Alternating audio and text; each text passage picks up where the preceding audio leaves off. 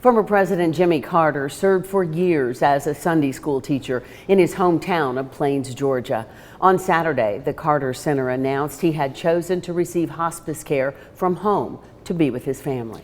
Local 3's Abigail Martin spoke with a deacon of the Carter's church, a former Ringgold resident who shared some fond memories. Abigail?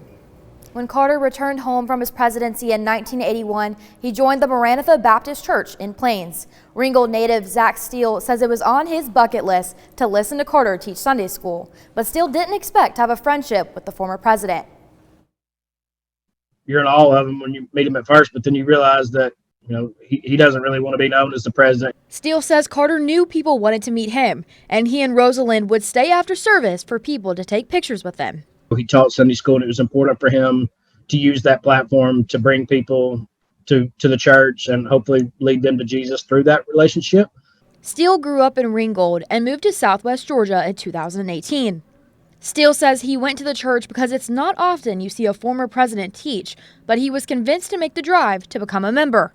He got to teach in front of Carter twice, and he was nervous. Steele says he will never forget having the Carter family sitting front row during his teaching. While studying for his associate's degree, Steele asked if Carter would take a photo with him with his diploma. Because of COVID, it didn't happen. But the next year, he had earned his bachelor's. He was back at church, so that was one of the more memorable moments. I've got sitting on the pew holding my degree, and he's got his hand on my shoulder. So that meant a lot to me.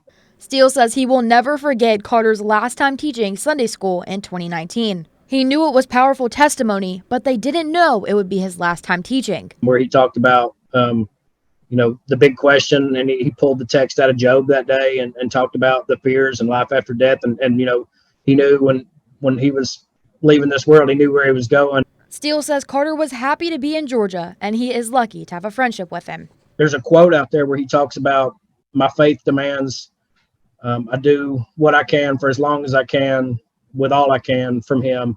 And he lived by that. Steele says Carter would always say that he is the proudest of his work after his presidency. If you would like to visit the church, Steele invites you. Live in studio, I'm Abigail Martin, Local 3 News.